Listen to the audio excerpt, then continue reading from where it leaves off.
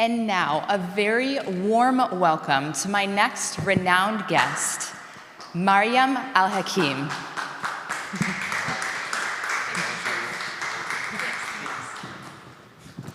It's my pleasure. You're welcome.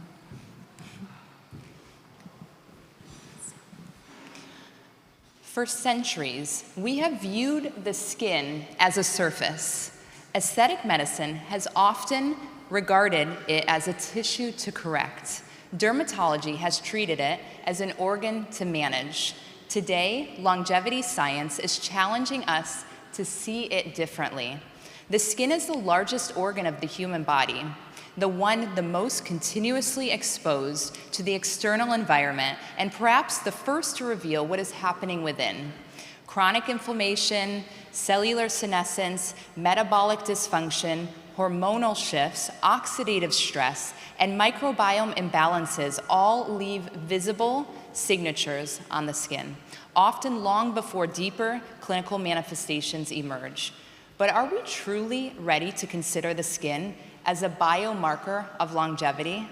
Joining us today is a scientist whose work lies at the intersection of nutritional science, skin physiology, preventive medicine, and healthy aging.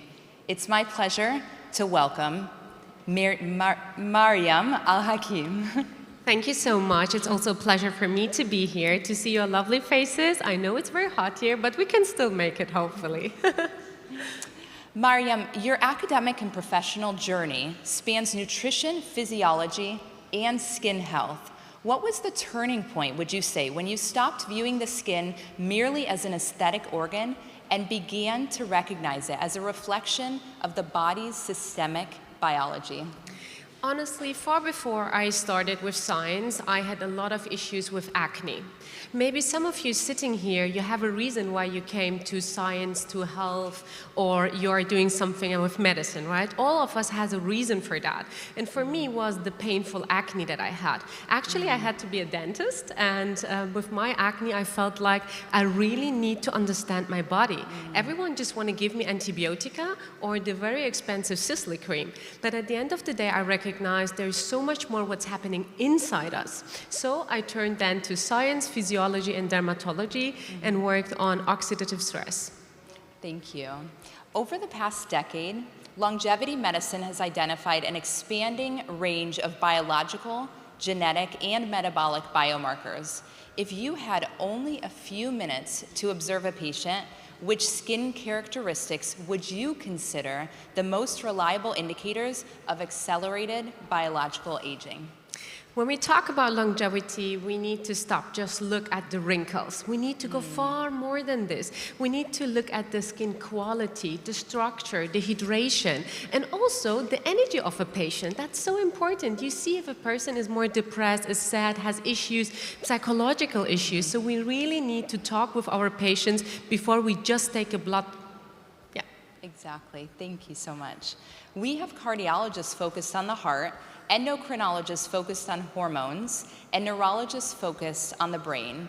Why do you think the skin is still rarely regarded as a privileged clinical window into a patient's overall health status? Because we didn't understand the connection between inside our body and the signal that our skin is giving us. You know, our body is communicating with us all the time. If you are sad, if you are fatigued, if you don't feel well, if you have acne like me or inflammation, there is a reason inside you.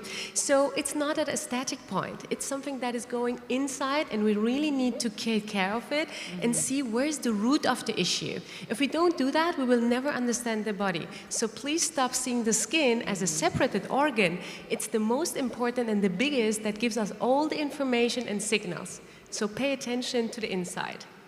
It's a very crucial point. Thank you. One of the most influential concepts in modern neuroscience is inflammaging. How much of what we traditionally define as skin aging is truly a local cutaneous process, and how much do you think is the visible manifestation of chronic systemic inflammation? Honestly, one of the most important things is the point with inflammation. So when I was working on studies for more than 1,000 studies, I was looking at the internal and external aging of the skin. And one of the main points was always inflammaging. So we have oxidative stress, and this will attack the collagen, the elastin, the body from the inside. So we need to reduce the inflammation in our body. But where do you start with it? Not on the surface. It's from the inside out. So I always say you need to pay attention to the inner diamond that you have, that it shines from the inside out, and then you will see it also on the surface. When you assess a patient's face, are there specific features that immediately raise concerns about metabolic dysfunction, maybe insulin resistance or chronic inflammatory processes, even before reviewing laboratory data? Obviously, you can see a lot also from the surface, but being very honest, I'm not that happy to just watch on the surface what's going on. We need to make skin analyzations, and also based on science, not the ones where you put your face in it and you have the chick camera. You really need to put it on the face with probes and see what's going on the skin. Also, what you can really see is the inflammation, pimples that someone has, or chronic disease on the skin. That one, yeah, you can see it, but we definitely need to look deeper on it. For years, scientific attention has focused on the gut-brain axis. Yeah. Today, increasing evidence highlights the importance of that axis. Do you believe that the skin microbiome remains one of the most underestimated and potentially transformative areas in longevity medicine?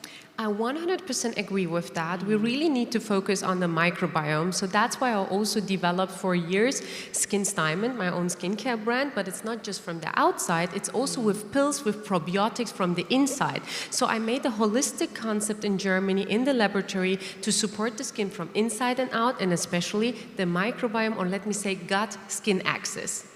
Exactly. Modern medicine is progressively moving away from standardized protocols toward personalized approaches now. In your view, which parameters should guide a truly individualized strategy for skin longevity and healthy aging? How many of you made a test for skin microbiome on the outside? Do you know about it? Yes, there is the skincare lady, I know it.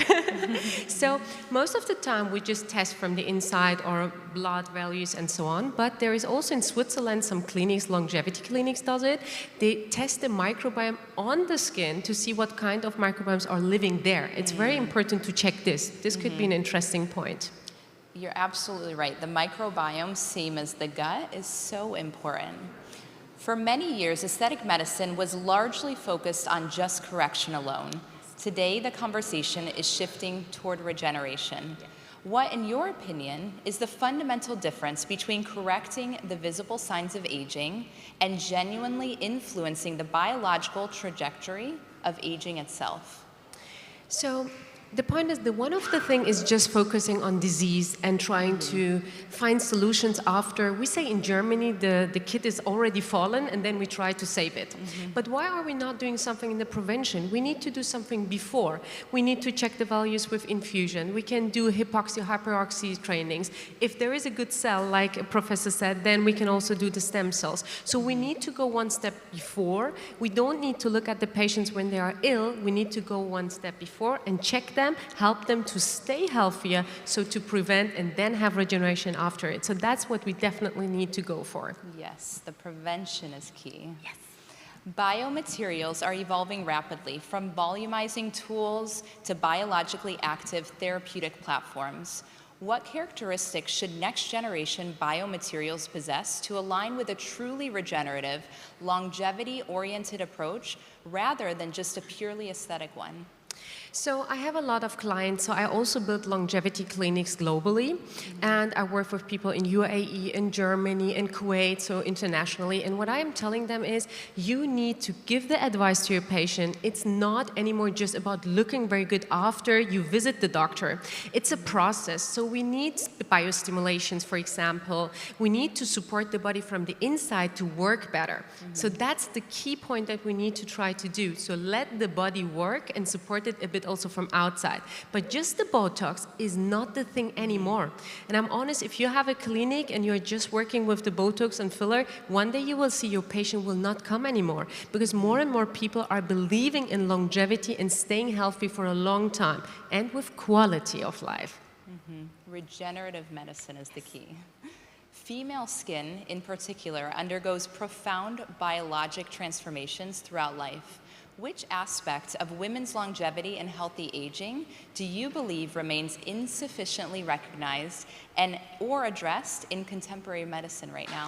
So there are 2 points. One of the things is Dr. Lovely Shabi will tell you later about it.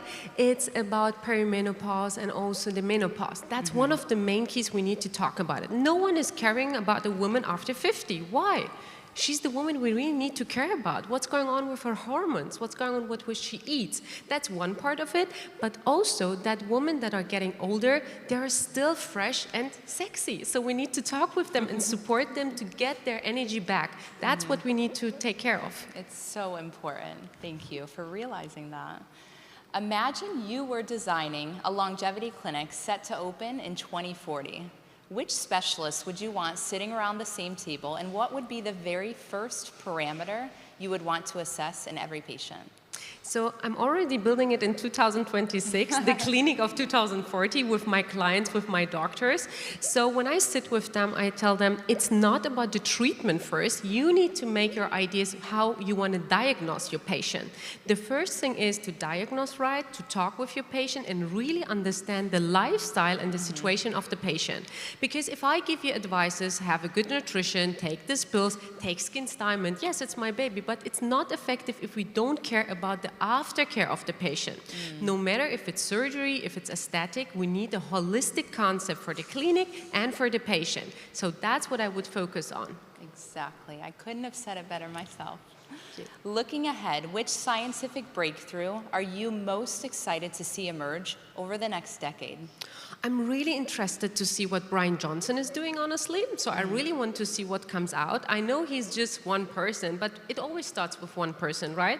So I don't say everything is right or wrong, but it's interesting to see what he's doing, what comes out. And also, like Professor Mio said, I'm interested to see what comes with the stem cells. I'm really, really glad that we are doing these steps, because in science, there are the ones that are really shy and saying, I need to wait, and the others say, let's try it and see what comes.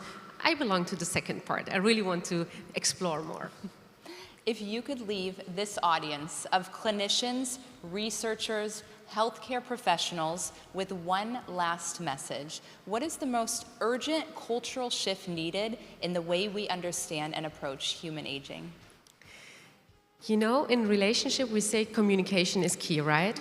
So communicate with your patient. And communicate also with your inside, because you're also a patient, a person that needs to be healthy from the inside. If you are healthy, if you have the right energy, if you found the inner diamond you have, you will also transfer it to other people. So really take care of yourself and then also on your patients and talk with them, and then you will find the right thing. That's what I would tell you. It has been my absolute pleasure, and please, a big round of applause for Marjam Al Hakim. Grazie.